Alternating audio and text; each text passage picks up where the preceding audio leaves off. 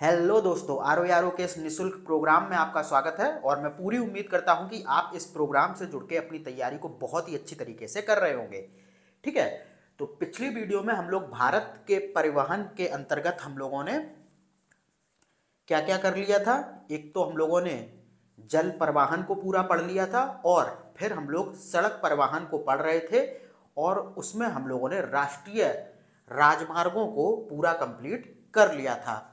और आज की इस वीडियो में हम लोग परिवहन के जितने भी और अन्य साधन हैं उनको पूरा कंप्लीट कर लेंगे, और इस पार्ट में भारत का परिवहन पूरी तरीके से कंप्लीट हो जाएगा। ठीक है, तो अगर आपने पहला पार्ट नहीं देखा है तो सबसे पहले आप उसे देखिए, तब इस पार्ट पर आइए। ठीक है, बाद बाकी क्लासेस लगातार चली रही हैं, बहुत से लोग नोट्स भी ले रहे हैं, तो उनको तो टेस्ट सीरीज मिल ही रही है। लेकिन आप में से काफ़ी लोग मैसेज कर रहे हैं कि सर हम लोग प्रैक्टिस कहाँ से करें।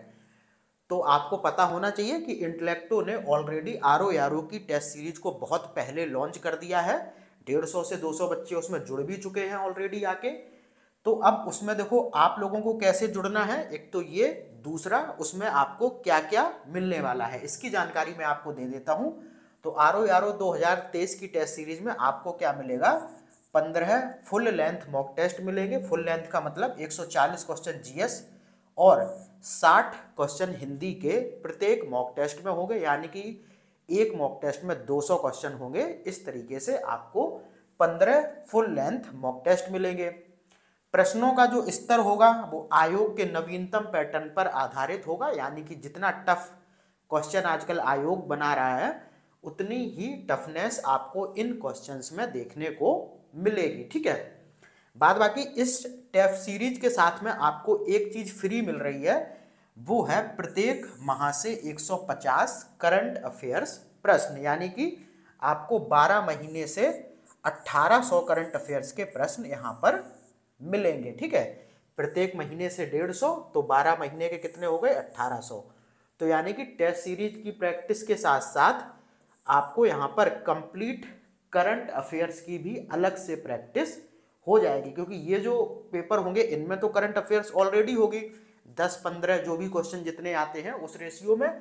लेकिन यहाँ पर आपको 1800 क्वेश्चन अलग से भी मिलेंगे, जिससे आपकी जो इम्पोर्टेंट करंट अफेयर्स है वो तैयार हो जाएगी। ठीक है, और आपको सिर्फ ऐसा नहीं है कि प्रश्न प्रश्न मिलेंगे, प्रश्नों की विस्तृत व्याख्या भी दी जाएगी, चाहे वो इस मॉक टेस्ट के हो चाहे वो करंट अफेयर्स के हों। ठीक है, तो इतना सब कुछ आपको मात्र 349 रुपये में मिलने वाला है। और इसको अगर आप लेना चाहते हैं तो 8630246905 पर आप कॉल या व्हाट्सएप करके संपर्क करें और तुरंत जुड़ें। बाद बाकी जो टेस्ट सीरीज है वो व्हाट्सएप पेड ग्रुप के माध्यम से चल रही है, उसमें आपको पीडीएफ के थ्रू टेस्ट दिए जाते हैं और फिर आप सॉल्व करिए, फिर आपको वहाँ पर प्रश्नों की विस्तृत व्याख्या उपलब्ध कराई जाती है। तो ये पूरी हो गई टेस्ट सीरीज की जानकारी। अब हम लोग आते हैं आगे। तो कल हम लोगों ने नेशनल हाईवेज पूरे कवर कर लिए थे, और वहाँ पर जो राष्ट्रीय राजमार्ग विकास प्राधिकरण था उसको हम लोगों ने कंप्लीट कर लिया था। तो आज हम लोग राष्ट्रीय राजमार्ग विकास परियोजना को देखेंगे। ठीक है, और इसके अंतर्गत दो चीज़ें शामिल हैं, वो बहुत ही इंपॉर्टेंट हैं, तो उनकी थोड़ी सी हम लोग चर्चा करेंगे, क्योंकि यहाँ से क्वेश्चन बहुत ज़्यादा पूछे गए हैं। तो राष्ट्रीय राजमार्ग विकास परियोजना भारत में प्रमुख राजमार्गों को उच्च स्तर पर उन्नत, पुनर्व्यवस्थित और चौड़ा करने की एक परियोजना है। तो ये राष्ट्रीय राजमार्ग विकास परियोजना क्या है, ये राजमार्गों को उच्च स्तर पर उन्नत यानी कि उनको डेवलप करने की, उनको पुनर्व्यवस्थित करने की और उनको चौड़ा करने की एक परियोजना है। आपने देखा होगा बहुत बार हाईवे आप देखते होंगे अपने आसपास भी कहीं हो, तो वहाँ पर जो 4 लेन हाईवे है वो 6 लेन में कन्वर्ट किया जा रहा है, तो वो सब इसी परियोजना का भाग है। ठीक है, अब जो ये राष्ट्रीय राजमार्ग विकास परियोजना है ये 1998 में शुरू की गई थी। बहुत ही इंपॉर्टेंट वर्ष है, इसको आप याद कर लीजिए। ठीक है, तो ये जो राष्ट्रीय राजमार्ग विकास परियोजना थी इसके अंतर्गत दो चीजें शामिल हैं।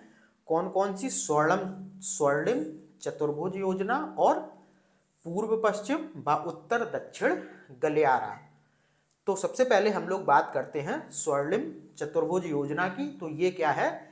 ये जो भारत के 4 प्रमुख शहर हैं, दिल्ली, मुंबई, कोलकाता और चेन्नई को सड़क मार्ग से जोड़ने की योजना है। यानी कि जो भारत के ये सबसे बड़े 4 शहर हैं, इनको सड़क मार्ग से आपस में जोड़ने की जो योजना है वो स्वर्णिम चतुर्भुज योजना कहलाती है। और इस योजना में जो सड़क की कुल लंबाई होने वाली है वो कितनी होने वाली है? 5846 किलोमीटर। ठीक है, ये लंबाई याद कर लीजिए। और इसकी जो सबसे लंबी भुजा है, ठीक है, चीज़ें कुछ ऐसे करके जुड़ेंगी, जैसे ये दिल्ली है, ये कलकत्ता है, ठीक है, ये चेन्नई हो गया, और कौन हो गया? ये मुंबई हो गया। तो इस तरीके से इसको जोड़ा जाएगा। इंग्लिश में इसे गोल्डन क्वाड्रिलेटरल भी कहते हैं। चतुर्भुज को इंग्लिश में आपको पता ही होगा क्वाड्रिलेटरल कहते हैं, तो इसी को गोल्डन क्वाड्रिलेटरल भी कहते हैं, क्योंकि ये चतुर्भुज की आकृति बनाता है। तो जैसे यहाँ दिल्ली हो गया, यहाँ कोलकाता, यहाँ चेन्नई और यहाँ मुंबई। ठीक है, तो अब इस योजना की जो कुल लंबाई है वो है 5846 किलोमीटर। बाद बाकी बहुत बार क्वेश्चन इसमें ऐसे पूछा जाता है कि इस योजना की सबसे लंबी भुजा कौन है? तो जो सबसे लंबी भुजा है वो है कोलकाता से चेन्नई वाली ये। ठीक है, कोलकाता से चेन्नई वाली। और देखो कितनी है इसकी लंबाई? 1648 किलोमीटर। यानी कि ये कितनी है? 1684 किलोमीटर है, 48 नहीं है, 1684। बाद बाकी इसकी सबसे लंबी सबसे छोटी भुजा कौन सी है? तो वो है चेन्नई से मुंबई वाली ये। और कितनी है? 1290। तो ये सारी चीज़ें बस आपको याद रखनी है इसमें, कि इसकी कुल लंबाई 5846, सबसे बड़ी भुजा 1684 है जो कि चेन्नई से कलकत्ता वाली है, और सबसे छोटी भुजा जो है वो 1290 किलोमीटर है जो कि मुंबई से चेन्नई वाली है। बाद बाकी ये 4 भारत के सबसे बड़े शहरों को जोड़ती है, दिल्ली, मुंबई, कोलकाता और चेन्नई। इसमें तो कुछ भूलने वाली बात है नहीं। उसके बाद देखो बात हम लोग करते हैं किसकी? पूर्वी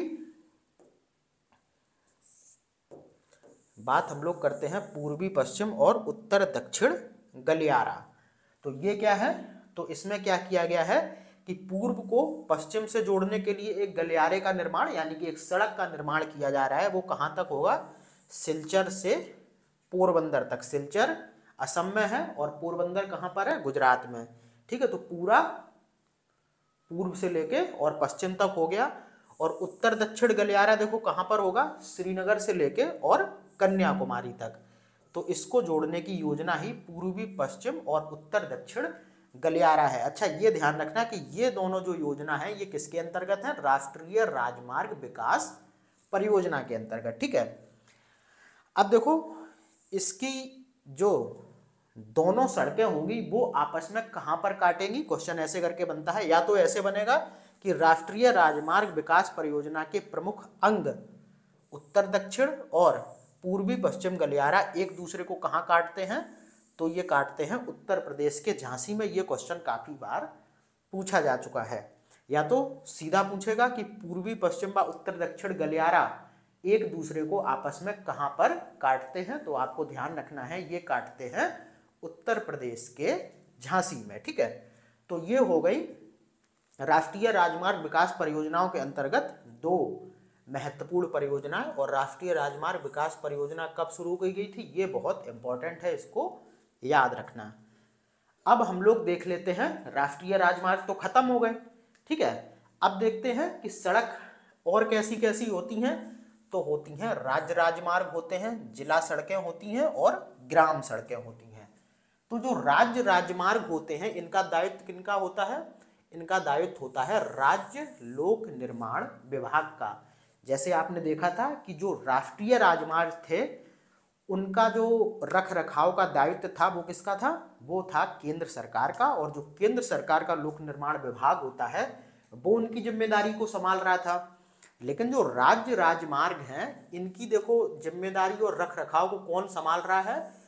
तो वो संभाल रहा है राज्य लोक निर्माण विभाग। ठीक है, अब देखो राज्य राजमार्ग का मुख्य उद्देश्य क्या होता है? तो इनका उद्देश्य होता है कि जिला मुख्यालय को राजधानियों से जोड़ना।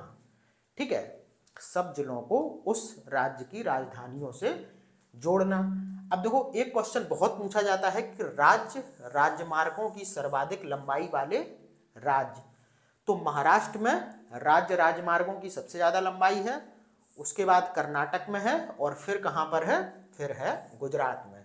बाद बाकी कोई लेटेस्ट डेटा अगर आएगा तो मैं आपको बताऊंगा इसके बारे में। बाद बाकी इन सब चीज़ों के लिए आप टेलीग्राम जरूर ज्वाइन करिए कि वहाँ पर कुछ भी डेटा में कुछ लेटेस्ट अपडेट आते हैं तो उनको मैं टेलीग्राम पर शेयर कर देता हूँ। ठीक है, तो टेलीग्राम से जुड़ने के लिए इस वीडियो के डिस्क्रिप्शन बॉक्स में हमेशा से ही लिंक दिया जाता है, आप वहाँ से जुड़ जाइए।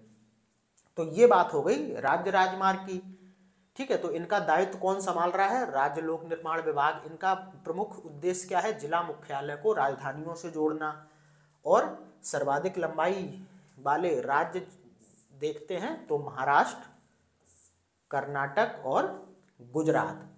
उसके बाद देखो जिला सड़कों को देखें तो इनका दायित्व कौन संभालेगा, जिला परिषद तथा लोक निर्माण विभाग, जो कि किसका होगा, राज्य का ही होगा। और जो विभाग कहाँ स्तर पर होगा, जिला स्तर पर, तो वो इन सब जिला सड़कों की रखरखाव की जिम्मेदारी संभालेगा। और जिला मुख्यालय से गांव तथा कस्बों को जोड़ना इन जिला सड़कों का उद्देश्य होता है।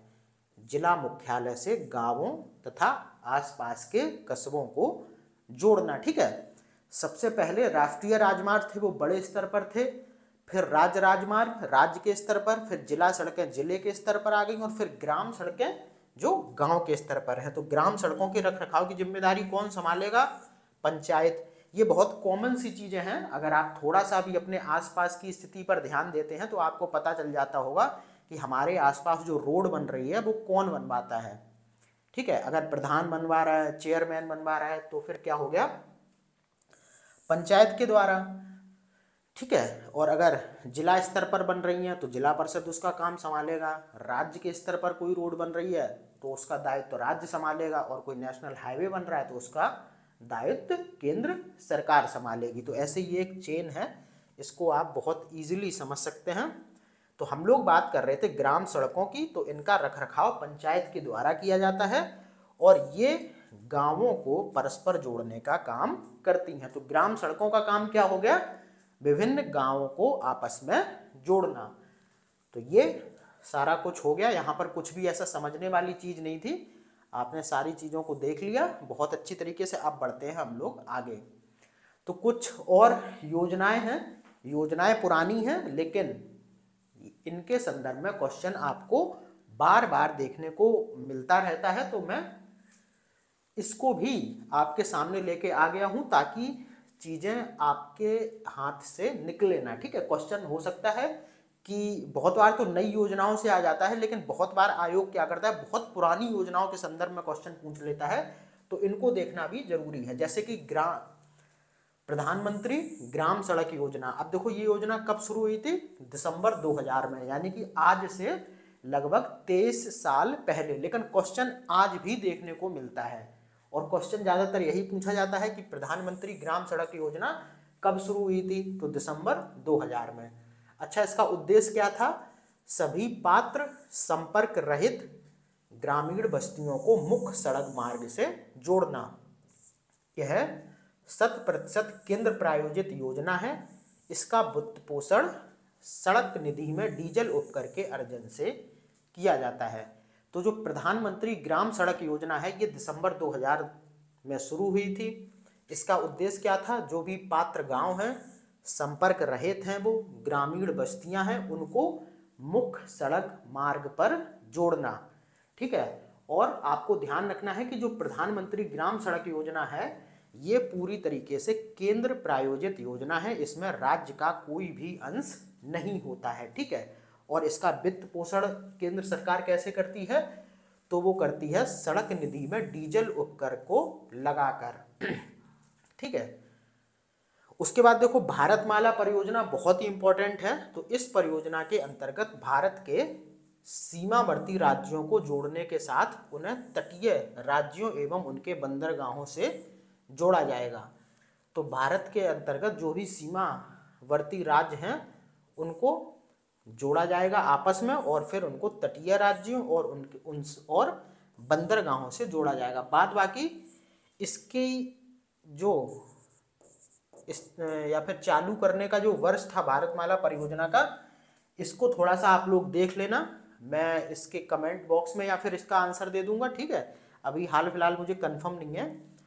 बाद बाकी आगे बढ़ें तो सेतु भारतम योजना, इसका शुभारंभ 2016 में हुआ था। ये भी बहुत इंपॉर्टेंट है। सेतु भारतम योजना, इसका शुभारंभ कब हो रहा है? 2016 में। और इसका उद्देश्य क्या था? तो इसका उद्देश्य था कि जितने भी राष्ट्रीय राजमार्ग हैं उनको रेलवे क्रॉसिंग से मुक्त बनाना, यानी कि कोई भी रेलवे फाटक राष्ट्रीय राजमार्ग पर ना पड़े। ये किसका उद्देश्य है? सेतु भारतम योजना का, जो कि 2016 में शुरू हुई थी। बाद बाकी भारतमाला परियोजना आप लोग कमेंट बॉक्स में ही बता दीजिए कि इसको कब शुरू किया गया था, ठीक है।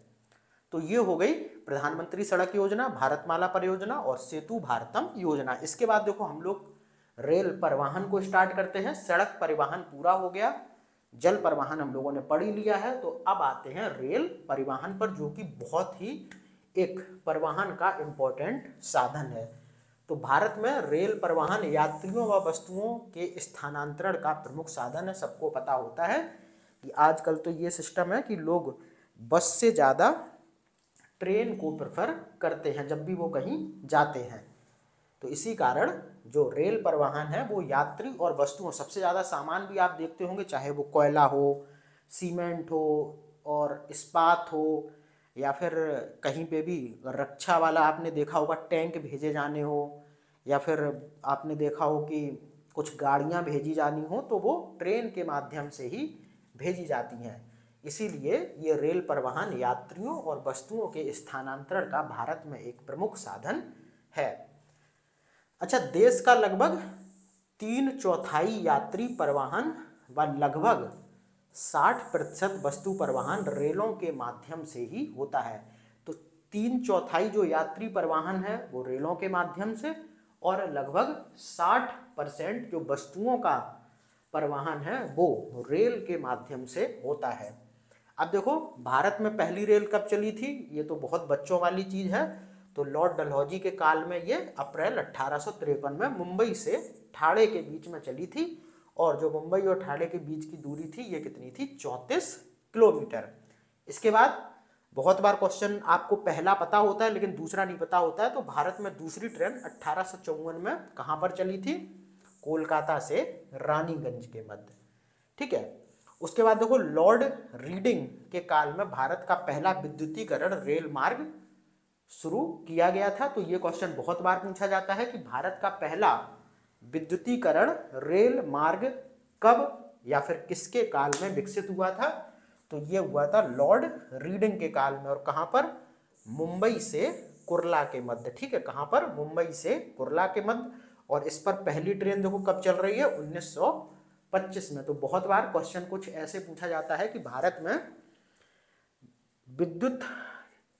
विद्युतीकृत रेल मार्ग पर पहली ट्रेन कब चली थी? तो वो चली थी 1925 में। बाद बाकी पहली ट्रेन 1853 मुंबई से ठाणे के बीच में, दूसरी ट्रेन 1854 कोलकाता से रानीगंज के बीच में। और लॉर्ड रीडिंग का नाम जरूर याद रखना क्योंकि इनके ही काल में विद्युतीकृत रेल मार्ग का विकास हुआ था, ठीक है। उसके बाद देखो रेल लंबाई की दृष्टि से शीर्ष देश कौन कौन से हैं? तो सबसे ज़्यादा रेल मार्ग की जो लंबाई है वो यूएसए में है, फिर चाइना का स्थान आता है, फिर रूस है और फिर भारत है। बाद बाकी अगर इसमें कोई बदलाव होगा तो मैंने आपको पहले ही बोल दिया है, इस चीज़ की जानकारी मैं आपको दे दूंगा, ठीक है। आगे बढ़ते हैं। तो भारतीय रेलवे आपको पता होना चाहिए कि ये एक ऐसा उपक्रम है जो भारत में सर्वाधिक लोगों को रोजगार देता है, ठीक है। तो इसमें लगभग 14 लाख लोगों को रोजगार मिलता है, और कोई भी देश की अन्य ऐसी कंपनी या फिर उपक्रम नहीं है जो इतने सारे लोगों को एक साथ रोजगार देता हो। और जो केंद्रीय कर्मचारी हैं उसका 40% से ज़्यादा रेलवे में काम करता है। अब आप खुद सोच लीजिए कि जो भी केंद्रीय कर्मचारी हैं उसका 40% से ज़्यादा रेलवे में काम करता है।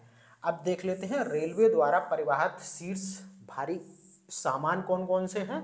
तो सबसे पहले कोयला, यानी कि कोयले का परिवहन रेल द्वारा सबसे ज़्यादा किया जाता है। उसके बाद सीमेंट, फिर खाद्यान्न और फिर उर्वरक। तो इनको आप जरूर याद रखिए, ये क्वेश्चन बन चुका है। तो रेलवे द्वारा परिवहित भारी सामान की बात करें तो उसमें सर्वाधिक मात्रा जो है वो है कोयले की, फिर सीमेंट की, फिर खाद्यान्न की और फिर उर्वरक की। अब हम लोग बात करें रेलवे जोन की, तो भारत में इस समय कितने रेलवे जोन हैं? 18। ठीक है, पहले कितने थे? पहले थे 17 पहले, यानी कि 2000 जुलाई 2019 से पहले 2019 के बाद आप देखेंगे 27 जुलाई 2019 के बाद दक्षिण तटीय रेलवे मंडल को भी रेलवे जोन में जोड़ दिया गया, जिस तरीके से आज वर्तमान में 18 रेलवे जोन आपको देखने को मिलते हैं। ठीक है, तो अब हम लोग देख लेते हैं कि जो देश के 18 रेलवे जोन हैं उनके मुख्यालय कहाँ कहाँ पर हैं। वैसे ये चीज़ पूछी नहीं जाती थी, बहुत पहले ये चीज़ें पूछी जाती थी, लेकिन अब सभी परीक्षाओं में इस तरीके के प्रश्न बहुत कम देखने को मिलते हैं। लेकिन फिर भी मैं आपको बता देता हूँ कि बाई चांस अगर क्वेश्चन पूछा गया तो आप उसका आंसर कर पाए। और यहाँ पर याद रखने की चीज़ इतनी है कि वर्तमान में 18 रेल जोन है। ठीक है, ये नंबर जरूर याद रखना, ये तो क्वेश्चन पूछा जा सकता है। तो ये देख लो 18 रेलवे जोन है, इनके मुख्यालय मैं आपको एक एक करके बताता जाता हूँ, बाद बाकी आप चाहे इसका स्क्रीनशॉट ले लें रिवीजन करने के लिए। ठीक है, तो देखो मध्य रेलवे मुंबई टर्मिनल इसका मुख्यालय है, उत्तर रेलवे दिल्ली, पूर्वोत्तर रेलवे गोरखपुर, पूर्वोत्तर सीमांत रेलवे गुवाहाटी, पूर्व रेलवे कोलकाता, दक्षिण पूर्व रेलवे कोलकाता, उत्तर मध्य रेलवे प्रयागराज, दक्षिण पूर्व मध्य रेलवे बिलासपुर, पूर्व मध्य रेलवे हाजीपुर, दक्षिण मध्य रेलवे सिकंदराबाद, दक्षिण रेलवे चेन्नई सेंट्रल, पश्चिमी रेलवे मुंबई चर्च गेट, दक्षिण पश्चिम रेलवे हुबली, उत्तर पश्चिम रेलवे जयपुर, पश्चिम मध्य रेलवे जबलपुर, पूर्वी तटीय रेलवे भुवनेश्वर, दक्षिण तटीय रेलवे विशाखापत्तनम और मेट्रो रेल कोलकाता। ठीक है, ये सबसे नया वाला रेलवे जोन है। ठीक है, ये ध्यान रखना, यही आपका जुलाई 2019 में जोड़ा गया था, दक्षिण तटीय रेलवे। और एक मेट्रो रेल है, उसका मुख्यालय कोलकाता। तो ये 18 रेलवे के जोन और उनके मुख्यालय हो गए, इनको आप लोग रट लीजिए। बाद बाकी सबसे नया रेलवे जोन विशाखापत्तनम में जिसका मुख्यालय है वो है दक्षिण तटीय रेलवे। उसके बाद कोंकण रेल परियोजना को देख लेते हैं, इससे भी पहले क्वेश्चन बन के आते थे। तो कोंकण रेल परियोजना का विकास 1990 में किया गया था और इसके तहत महाराष्ट्र, गोवा और कर्नाटक को रेलवे मार्ग से जोड़ा गया था। ठीक है, इस परियोजना में क्या किया गया था कि रोहा से मैंगलोर तक 60 किमी रेल मार्ग विकसित किया गया और इसमें एक सुरंग भी बनाई गई थी रत्नागिरी के निकट कारबुड़े पर। ठीक है, कारबुड़े एक वहाँ पर स्थान है, वहाँ पर ये सुरंग 6.5 किलोमीटर लंबी थी। ये कोंकण रेलवे की सबसे लंबी सुरंग है और ये जो परियोजना थी वो 1998 में पूरी हो गई थी। और कोंकण रेलवे की सर्वाधिक लंबाई कहाँ पर है? महाराष्ट्र में है, उसके बाद कर्नाटक और फिर गोवा में। तो यहाँ पर जो याद रखने वाली बातें हैं कि जो कोंकण रेल परियोजना है वो 1990 में शुरू हुई और ये किन राज्यों के मध्य हुई थी? महाराष्ट्र, गोवा और कर्नाटक। इसमें 760 किलोमीटर लंबा रेल मार्ग रोहा से मैंगलोर तक बनाया गया। बाद बाकी इस रेल मार्ग की जो सबसे लंबी सुरंग है वो कहाँ पर है? रत्नागिरी के पास कारबुड़े में। रत्नागिरी महाराष्ट्र में है, ये ध्यान रखना आप लोग। उसके बाद ये परियोजना 1998 में पूरी भी हो गई थी और कोंकण रेलवे की जो सबसे ज़्यादा लंबाई है वो महाराष्ट्र में है, फिर उसके बाद कर्नाटक और फिर गोवा में। उसके बाद देखो भारत में मेट्रो ट्रेन को भी हम लोग देख लेते हैं। तो भारत में पहली मेट्रो ट्रेन कब चली थी? 1972 में। कहाँ पर? कोलकाता में चली थी और ये दमदम से टॉलीगंज के बीच चली थी। ये क्वेश्चन बहुत बार पूछा जाता है, ये जीके वाली चीज़ें हैं। ठीक है, जो जनरल नॉलेज वाली चीज़ें होती जिसमें पहला भारत में पहला, विश्व में पहला, ये सारी जो चीज़ें पूछी जाती हैं तो भारत में पहली मेट्रो ट्रेन 1972 में, वर्ष याद रखिए, कहाँ पर, कोलकाता में। और कोलकाता में भी कहाँ पर अगर पूछ ले तो दमदम से टॉलीगंज के बीच। उसके बाद देश की पहली वाटर मेट्रो कहाँ चली थी, ठीक है, तो ये चली थी कोच्चि में, केरल के, कब, 2016 में। उसके बाद देखो दिल्ली मेट्रो कब शुरू हुई थी, तो 2002 में, और ये कहाँ पर चली थी, 30 हजारी से शाहदरा के मध्य। तो ये बात हो गई मेट्रो ट्रेन की। तीनों वर्ष याद रख लेना, 1972, 2016, 2002। पहली मेट्रो 1972, पहली वाटर मेट्रो 2016 और दिल्ली मेट्रो 2002। उसके देखो भारत में बुलेट ट्रेन चलाने की भी योजना चल रही है और लगभग इस पर काफ़ी काम हो चुका है और हो सकता है कि 2024 के अंत में या फिर 25 में बुलेट ट्रेन का प्रारंभ हो जाए। तो भारत में बुलेट ट्रेन परियोजना का शिलान्यास किसने किया था, जापानी प्रधानमंत्री शिंजो अबे, ठीक है, जो कि अब नहीं है। इन्होंने भारत में बुलेट ट्रेन परियोजना का विकास किया था और भारत ने वहीं से लगभग 1 लाख कुछ करोड़ डॉलर का वहाँ से कुछ पैसा भी लिया था इस परियोजना को विकसित करने का। तो यहाँ पर आपको यही ध्यान रखना है कि भारत में बुलेट ट्रेन परियोजना का जो शिलान्यास है वो जापानी प्रधानमंत्री शिंजो अबे के द्वारा किया गया था। और बुलेट ट्रेन, अब इम्पोर्टेंट वाली चीज़ स्टार्ट हो रही है। तो क्वेश्चन बहुत बार पूछा जा चुका है कि भारत की पहली बुलेट ट्रेन कहाँ चलेगी या किन 2 शहरों के मध्य चलेगी, तो वो अहमदाबाद और मुंबई के मध्य, ठीक है।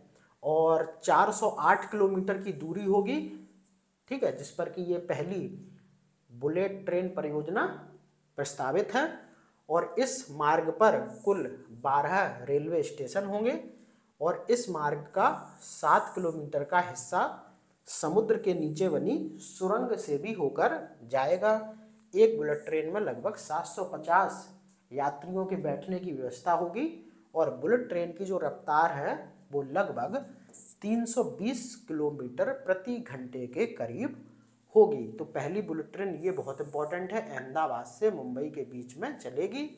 12 स्टेशन, 408 किलोमीटर दूरी और रफ्तार 320 किलोमीटर। बाद बाकी तो एक सुरंग बनेगी समंदर के नीचे, तो उसमें भी 7 किलोमीटर ये बुलेट ट्रेन दौड़ेगी। उसके बाद बात करते हैं हम लोग वंदे भारत ट्रेन की। तो आपने देखा होगा आए दिन नई नई वंदे भारत ट्रेन चल रही हैं, तो इनसे भी क्वेश्चन पूछ लिया जाता है, ठीक है, कि किस बजट वर्ष में इनकी घोषणा की गई थी। तो यहाँ पर सारी चीज़ें हैं, मतलब नोट्स ये अपने आप में परिपूर्ण हैं। हो सकता है किताबों में आपको इतनी चीज़ें ना मिलें, लेकिन नोट्स में सारी चीज़ें आपको मिल जाएंगी। तो बजट वर्ष 2022-23 में बुलेट ट्रेन परियोजना या फिर वंदे भारत ट्रेन का घोषणा हुआ था, ठीक है। किस वर्ष, बजट वर्ष में 2022 और 2023 के बजट में। ये बहुत इंपॉर्टेंट है, इसको याद कर लीजिए।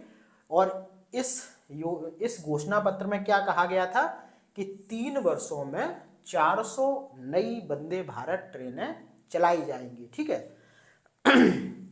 उसके बाद देखो पहली वंदे भारत ट्रेन कहाँ पर चलाई गई थी, तो वो चलाई गई थी नई दिल्ली से वाराणसी के बीच। और जो पहली वंदे भारत ट्रेन थी वो कहाँ पर बनाई गई थी, इंटीग्रल कोच फैक्ट्री चेन्नई में, और मेक इन इंडिया मिशन के तहत इसका निर्माण किया गया था, ठीक है। लागत कितनी आती है एक वंदे भारत को बनाने में, 100 करोड़ रुपए की। स्पीड कितनी होती है इसकी, 160 किलोमीटर प्रति घंटा। बाद बाकी वंदे भारत ट्रेन को ट्रेन 18 के नाम से भी जाना जाता है। और आपको ध्यान रखना है कि गतिमान एक्सप्रेस के बाद भारत की दूसरी सबसे तेज चलने वाली ट्रेन अब वंदे भारत ट्रेन ही है। बाद बाकी बजट वर्ष 2022-23 में वंदे भारत ट्रेन की घोषणा की गई थी, ठीक है। और 3 वर्षों में कितनी वंदे भारत ट्रेन चलाने का प्लान है, 400। तो ये सारी चीज़ें हो गई वंदे भारत ट्रेन के बारे में। तो अब हम लोग कुछ फैक्ट भी देख लेते हैं ट्रेन वाले। तो भारतीय रेलवे का अनुसंधान और विकास संगठन, जो कि अनुसंधान अभिकल्प और मानक संगठन है, वो कहाँ पर स्थित है, लखनऊ में। ये क्वेश्चन पूछा जा चुका है कि अनुसंधान अभिकल्प और मानक संगठन कहाँ पर स्थित है, तो लखनऊ में, ठीक है। ये करता क्या है, ये भारतीय रेलवे को तकनीकी सहायता प्रदान करता है।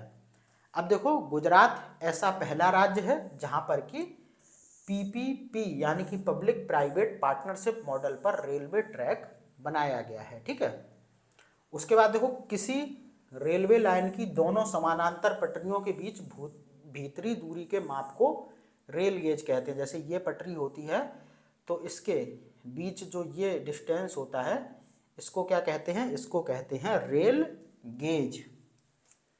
उसके बाद देखो, दार्जिलिंग रेलवे, कालका शिमला रेलवे और नीलगिरी पर्वतीय रेलवे को यूनेस्को की विश्व धरोहर सूची में शामिल किया गया है। ये भी बहुत इंपॉर्टेंट है, तीनों नाम याद रखना, दार्जिलिंग रेलवे, कालका शिमला रेलवे और नीलगिरी पर्वतीय रेलवे। उसके बाद देखो, देश का सबसे पुराना रेलवे इंजन कौन सा है, तो वो है फेयरी क्वीन। ठीक है, देश का सबसे पुराना रेल इंजन कौन सा हो गया, फेयरी क्वीन। उसके बाद देखो, देश की सबसे लंबी रेलवे सुरंग जम्मू कश्मीर में पीर पंजाल सुरंग। उसके बाद देखो, भारत का सबसे लंबा रेलवे स्टेशन हुबली कर्नाटक में स्थित है। ठीक है, ये सारे फैक्ट हैं वन लाइनर वाले। भारत का सबसे लंबा रेल मार्ग कौन सा है, डिब्रू से कन्याकुमारी, डिब्रूगढ़ से कन्याकुमारी, डिब्रूगढ़ असम और कन्याकुमारी तमिलनाडु। ठीक है, उसके बाद देखो, भारत की सबसे लंबी रेल सुरंग पीर पंजाल रेलवे सुरंग, इसको तो हम लोग यहाँ पर भी कंप्लीट कर चुके हैं। अब देखो, रेल बजट को आम बजट से 1924 से प्रस्तुत किया जा रहा है, यानी कि रेल बजट को आम बजट से अलग करके 1924 से प्रस्तुत किया जा रहा है और वर्ष 2017-18 में बजट को पुनः आम बजट में शामिल कर दिया है। तो यहाँ पर इसको थोड़ा सा समझने की ज़रूरत है कि सबसे स्टार्टिंग में क्या होता था कि रेल बजट को आम बजट के साथ ही प्रस्तुत किया जाता था। उसके बाद देखो क्या हुआ कि 1924 में रेल बजट को आम बजट से अलग कर दिया गया और उसके बाद 2017-18 में फिर से रेल बजट को पुनः आम बजट में शामिल कर लिया गया।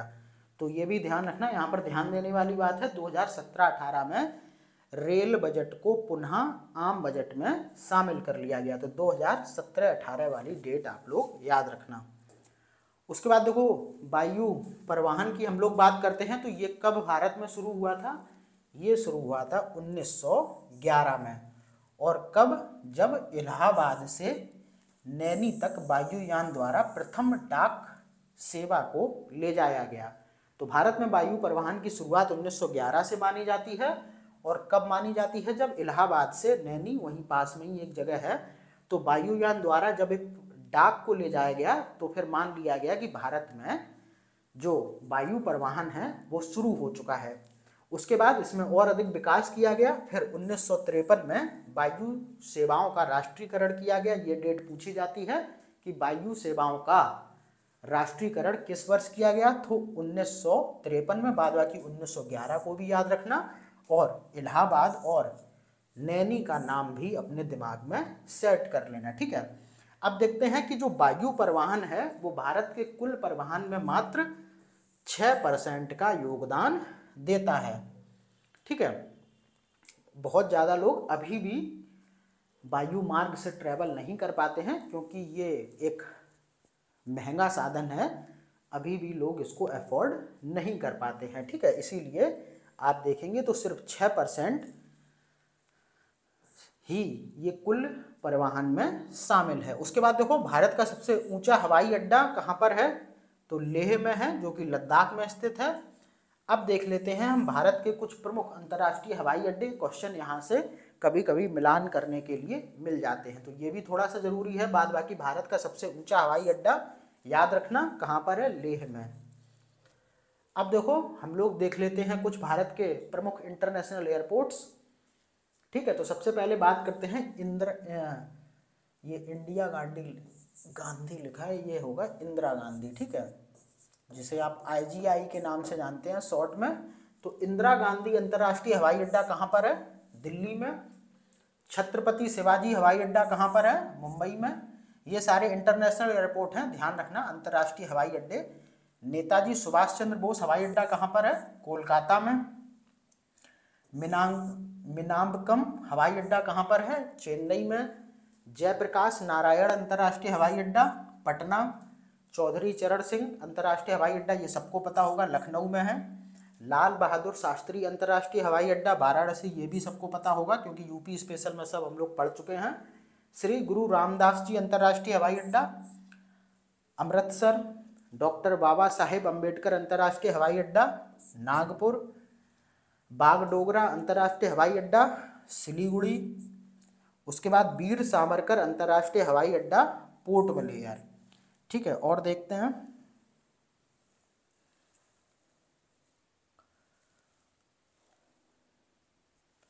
इसको थोड़ा सा हटा दें। अब देखो वीर सावरकर अंतर्राष्ट्रीय हवाई अड्डा पोर्ट ब्लेयर। उसके बाद देखो राजीव गांधी अंतर्राष्ट्रीय हवाई अड्डा हैदराबाद। गोपीनाथ बारदोलोई अंतर्राष्ट्रीय हवाई अड्डा गुवाहाटी।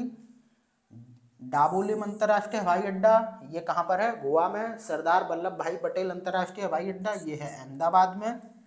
कैंपगोंडा अंतर्राष्ट्रीय हवाई अड्डा ये है बेंगलुरु में।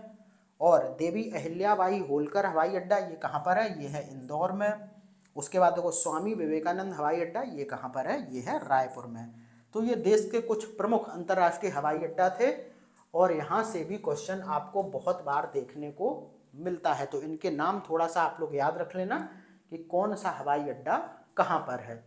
ठीक है, बाद बाकी जो 4 प्रमुख शहर हैं भारत के उनका तो जरूर याद कर लेना, मुंबई, दिल्ली, कोलकाता और चेन्नई। ठीक है, उसके बाद देखो हम लोग थोड़ा सा बात कर लेते हैं उड़ान योजना के बारे में। वैसे तो करंट अफेयर्स में इन सारी चीज़ों को हम लोग देखते ही रहते हैं, लेकिन जब यहाँ पर वायु परिवहन की बात आई है तो मैंने सोचा इसको भी बता दूं। तो उड़ान योजना, उड़ान का फुल फॉर्म क्या होता है ये भी बहुत बार पूछा जा चुका है। उड़े देश का आम नागरिक। तो जैसा कि नाम से ही समझ में आ रहा है कि इस योजना के अंतर्गत आम नागरिकों को भी वायु परिवहन से जोड़ना है। तो क्या करना है? पहली बात तो ये जो योजना है ये 2016 में शुरू की गई थी। अब इसके विभिन्न चरण एक एक करके लॉन्च किए जा रहे हैं। तो मुख्य जो मूल रूप से योजना थी वो 2016 में शुरू की गई थी, तो इसका डेट आप लोग याद रखिए। बाद बाकी ये एक क्षेत्रीय कनेक्टिविटी योजना है। ठीक है, नागरिक उड्डयन मंत्रालय द्वारा इसको स्टार्ट किया गया है और इसका काम क्या है कि वायु परिवहन से भारत के सभी क्षेत्रों को जोड़ना है, यानी कि छोटे शहरों में भी आम आदमी को क्षेत्रीय मार्गों पर किफ़ायती, आर्थिक रूप से व्यवहार और लाभदायक हवाई यात्रा की सुविधा प्रदान करना है। साथ ही इसका एक उद्देश्य और है कि जो क्षेत्रीय विमानन बाजार है उसका भी विकास करना है। तो ये हो गई आपकी उड़ान योजना। तो इस तरीके से आपका पूरा जो टॉपिक था भारत में परिवहन वो कंप्लीट हो गया है। अब अगली वीडियो में हम लोग भारत में उद्योग को कवर करेंगे और नेक्स्ट वीक से आपको क्या होगा, मॉर्निंग में भी एक क्लास मॉडर्न हिस्ट्री की मिलना स्टार्ट हो जाएगी। तो लगातार साथ बने रहें, कोर्स खत्म हो जाएगा, आप इतनी टेंशन मत लें कि सोच रहे हो कि अकेले सर कैसे कराएंगे, लेकिन कोर्स कंप्लीट हो जाएगा क्योंकि अभी टाइम है। अगर 2 लेक्चर डेली भी होते रहे तो कोर्स बहुत ईजिली खत्म हो जाएगा। ठीक है, तो फिर बने रहिए और साथ साथ सारी वीडियो को देखते रहिए। तो मिलते हैं अगली वीडियो में, तब तक के लिए धन्यवाद।